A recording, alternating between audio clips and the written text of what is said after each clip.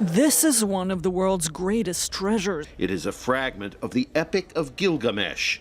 It is a simple tablet made of clay, incised with the script of a long extinct language. But this 3,500-year-old artifact is beyond priceless. Behind glass in the British Museum, carved into 5,000-year-old stone, there are beings called scorpion men, half human, half scorpion, flanking the gates of the sun god on Akkadian cylinder seals that almost nobody stops to read. What archaeologists found about these creatures is not what any documentary has ever told you. Because on a clay tablet, in the same civilization's own handwriting, those same scorpion men are recorded as the living guardians of something specific, something measured, something the text insists a king once walked through and barely survived. And what the tablet says next changes everything. From the days of the old Sumerian civilization. The tablet nobody reads. Here is what nobody is telling you. The Epic of Gilgamesh is one of the most discussed ancient texts on Earth, and there is a chapter inside it that the documentaries skip every single time. The epic is long, the translations are academic. Most people encounter it through summaries, and those summaries always focus on the same three things: the Great Flood, the friendship with Enkidu, the search for immortality. Those are the parts the podcasts circle back to. Those are the parts the alternative history channels keep chewing on. There are flood myths all over the world. Tablet 9 is not one of those parts. I have never heard Tablet 9 covered in a documentary. Not in a mainstream treatment, not in an alternative one, not anywhere. And that is strange, because once you read the actual lines, this is not the sort of passage a careful researcher walks past. It is one of the most precisely measured geographical descriptions in the ancient world. It is also one of the most uncomfortable, because it does not read like myth. It reads like a report. Every other part of the Epic of Gilgamesh sounds like the literature it is. Heroes bellow, monsters roar, gods argue in the sky. Tablet 9 drops that voice entirely. Gilgamesh has already lost everything that made his life mean something by the time we find him. Enkidu, his closest companion, is dead. The king of Uruk has walked out of his own city. He is wandering in the wilderness, wrapped in animal skins, mourning. And for the first time, he is facing something he cannot kill his way out of, which is the fact that he is going to die too. So, he sets out. He has decided to find Utnapishtim, the only mortal ever granted eternal life by the gods, and ask him, face to face, how to escape death. The path to Utnapishtim is not described in vague terms. The tablet is specific. It runs through a named location, a twin-peaked mountain called Mashu. Mashu, according to Tablet 9, guards the rising and the setting of the sun. That is not a poetic line. It is a functional one. The sun enters Mashu from the western peak every evening. The sun exits from the eastern peak every morning. And between those two peaks, underground, there is a tunnel. The sun god Shamash uses this tunnel every single night. He sets in the west, enters the mountain, travels in darkness beneath the world, and emerges in the east at dawn. Every day, without fail. This is the mechanism the tablet uses to explain how the sun gets from one side of the sky to the other. Gilgamesh walks up to the entrance of that tunnel, and he finds it guarded. And when I tell you who he finds standing there, I want you to remember we are not in folklore anymore. We are in a room in London, looking at stone. From the waist up, the guardians have human bodies. From the waist down, they are scorpion. Their heads touch the sky. The scorpion portions of them reach down toward the underworld. Their aura is described as terrifying. Their gaze, according to the tablet, is death. They are called scorpion men. One of the world's oldest works of literature, the Gilgamesh Tablet. And here is where most people assume we have drifted into fantasy, into the ancient imagination inventing monsters to dress up a scene. Except, the scorpion men are not an invention. They are physical objects. They sit in display cases in the British Museum right now. Akkadian cylinder seals, photographed, catalogued, still legible, show scorpion men flanking the gates of Shamash, the sun god, in exactly the configuration the tablet describes. And this is where the ground shifts, because cylinder seals were not decoration. They were personal identity tokens, the ancient equivalent of a signature and a passport rolled together. A scribe, a merchant, a priest would press his seal into wet clay to authorize a shipment, a contract, a loan. The fact that scorpion men appear repeatedly on seals used by real people stamping real. Documents tells you these beings were part of the functional religious vocabulary of the culture, not something tucked inside a poem the population never read. Ordinary Mesopotamians recognized the silhouette. They knew the gate it was guarding, and the text is about to tell us how long the passage through that gate really is. 12 double hours. Before we step into the tunnel with Gilgamesh, a quick ask. If this is the kind of ancient detail you wish more people were walking through in public, tap subscribe. I am going one tablet at a time through the parts of the record the documentaries skip, and I want you with me for the rest of it. Now, back to the mountain. Is the story of Utnapishtim in the Epic of Gilgamesh.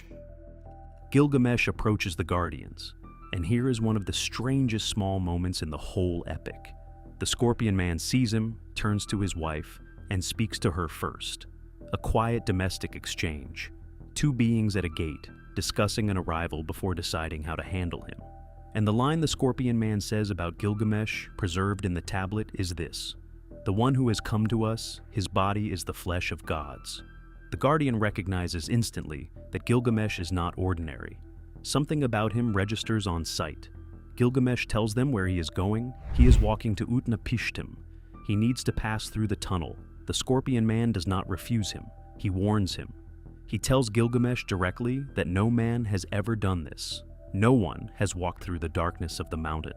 The tunnel, he says, is 12 double hours of darkness, thick darkness, a darkness with no light in it. At the eastern end, when Shamash finally rises, he shines. But inside the passage, nothing. Stop for a second on that measurement. This is the line that stopped me cold. 12 double hours. In the Sumerian and later Babylonian time system, the unit is called a beru. 1 beru, 1 double hour, is approximately 2 modern hours. 12 beru is 24 modern hours, a full day. A full continuous day of walking in complete darkness through a passage the sun itself uses every night. That is not a mythic distance. That is a measurement. The scribes who wrote this down are using the same unit of time they used to log grain deliveries and track the movements of Venus across the sky. Precise, administrative, practical. The same word that shows up on an inventory tablet shows up here, pointing at this tunnel at this specific length. The Scorpion Man finishes the warning. Darkness at his departure, darkness at his destination. Then he steps aside, and he lets Gilgamesh go, because the next thing the tablet does is something a myth should not do. From the days of the old Sumerian civilization. Inside the mountain, I want to show you something. This is where the language of the epic changes entirely, and I do not think anyone who reads the translation carefully can miss it. At the first double hour, the tablet says, "The darkness is dense. There is no light ahead. There is no light behind." At the second double hour, the darkness is dense. He cannot see. At the third, the fourth, the fifth. The repetition is not accidental, it is structural. The text is measuring the darkness in units, checking each double hour off as Gilgamesh advances. 2 hours, 4, 6, 8, 10. The darkness does not change, the silence does not break. This is not the cadence of a poet trying to evoke fear. This is the cadence of a log. Compare it to the rest of the epic. When Gilgamesh and Enkidu face Humbaba in the cedar forest, the language bursts. The forest roars, the monster bellows. Weapons flash, fear spikes, dialogue flies back and forth. That is what Mesopotamian literature looks like when it wants to scare you. Tablet 9 does none of that inside the mountain. It just counts. First hour, second hour, third hour, same darkness, same silence. A scribe inventing a symbolic descent into the underworld does not write it this way. A scribe transcribing something understood to be a timed physical passage does. At the 11th double hour, the tablet tells us, dawn is breaking. Gilgamesh can see something ahead. At the 12th, light appears. He has emerged. Here's the detail nobody quotes. The text is specific that he barely made it. If Shamash, the sun, had overtaken him inside the passage, he would have been burned alive. The tunnel is used by something that puts out heat and light intense enough to kill. Gilgamesh steps out of the mountain at the last possible moment, and he is lucky he did. What he steps into, on the other side, is not a natural landscape. It is a garden at the edge of the sea, where the trees bear jewels instead of fruit, carnelian, lapis lazuli, agate, rubies. Hold on that detail for a second, because it is not decoration. Carnelian came from the Indus Valley. Lapis lazuli came, almost exclusively, from Afghanistan. Agate came from distant trade networks most ordinary Mesopotamians never saw. These were not generic jewels in the text. They were the specific named, imported prestige materials of the civilization. When Tablet 9 says the trees in the garden on the far side of the tunnel grew these stones, it is pointing at the exact items that, in the real economy, arrived from somewhere impossibly far away, over routes nobody could quite trace.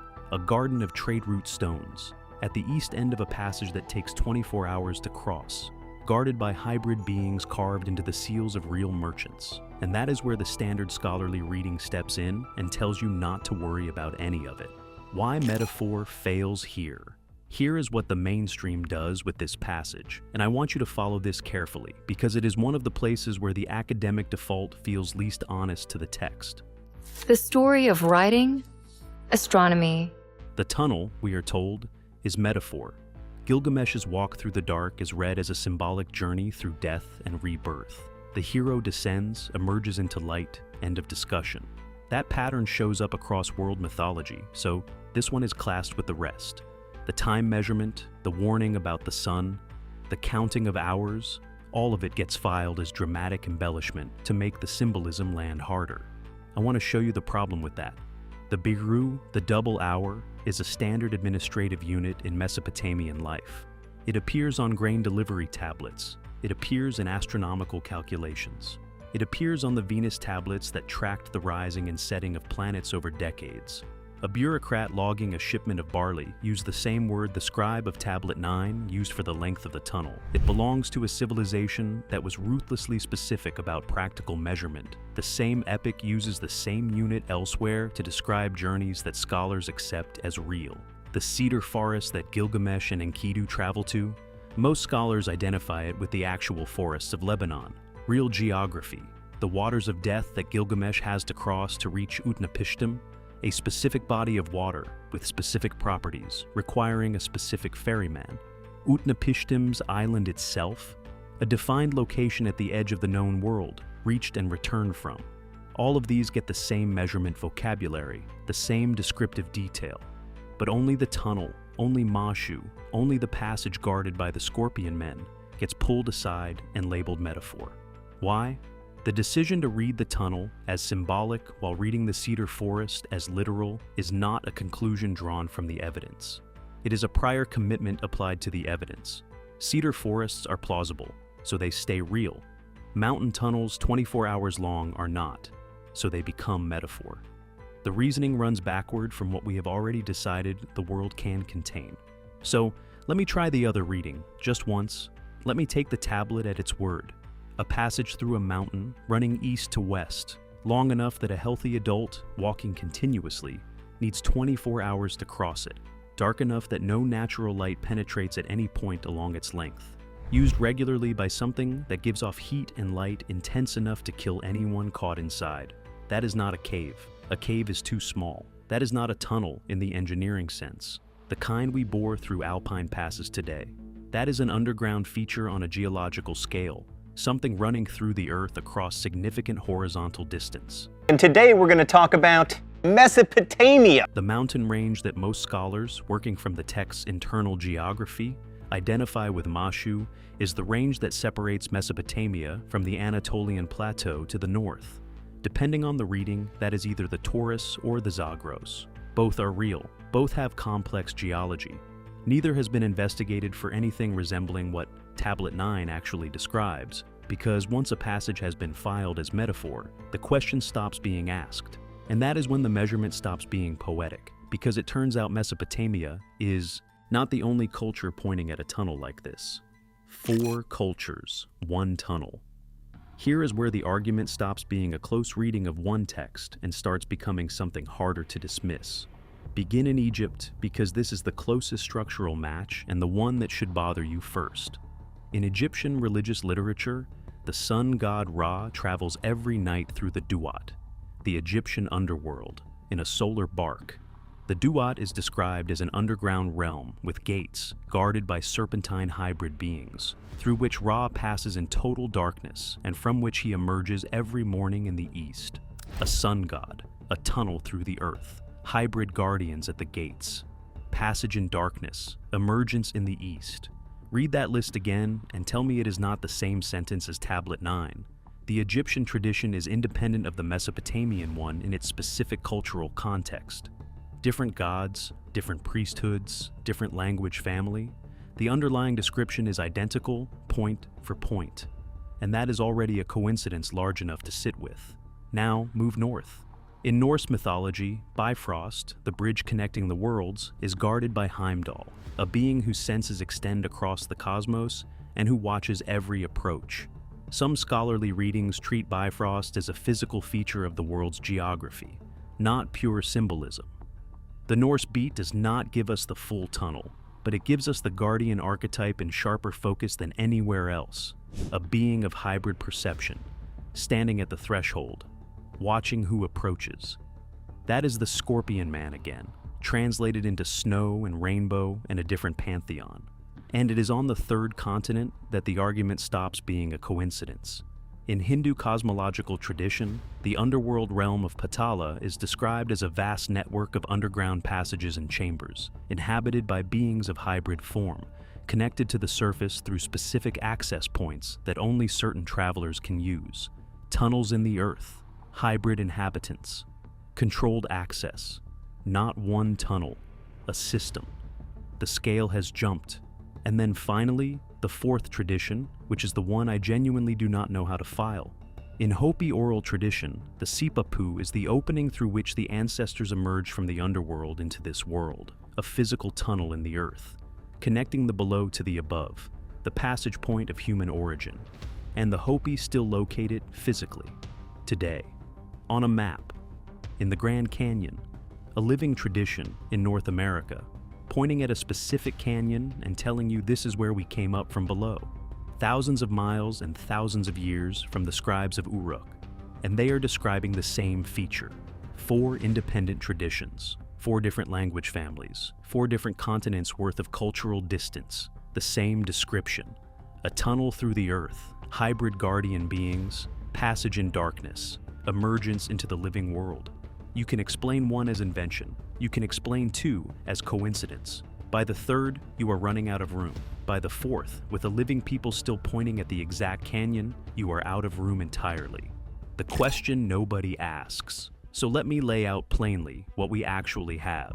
The Scorpion Men are in the British Museum. You can walk into that building tomorrow and stand in front of them, carved in stone 5,000 years ago, across multiple seals by different artists, in the same configuration, guarding the same gate. The tablet that describes what they were guarding has been translated and available for over a century. The 12 Baru measurement is in the standard academic editions. Nobody is hiding it. It has simply been pre-sorted into the metaphor drawer. The parallel traditions, the Egyptian, the Norse, the Hindu, the Hopi, are documented in the mainstream literature of each field. Specialists in each one know them. No specialist in all 4 has ever been asked to put them on a table next to Tablet 9 and account for the overlap. So I will ask the question the way the tablet asks it. What kind of tunnel takes 24 hours to walk through? What kind of passage runs east to west, underground? What kind of feature was considered too dangerous for any human to attempt before Gilgamesh? And what kind of thing, whatever it is, was known under different names in different languages by every major ancient civilization we have records from? I do not know. I do not think anyone knows. But I notice that when I sit with the text, when I strip away the layer of scholarly reassurance that tells me none of it really means anything, what is left is not mythology. It is geography. Measured, timed, guarded by beings the same culture carved onto the seals they used to sign their own names. Survived, barely, by a king wrapped in animal skins who had walked out of his city to die. He walked through something real, and nobody in 5,000 years has seriously asked what it was.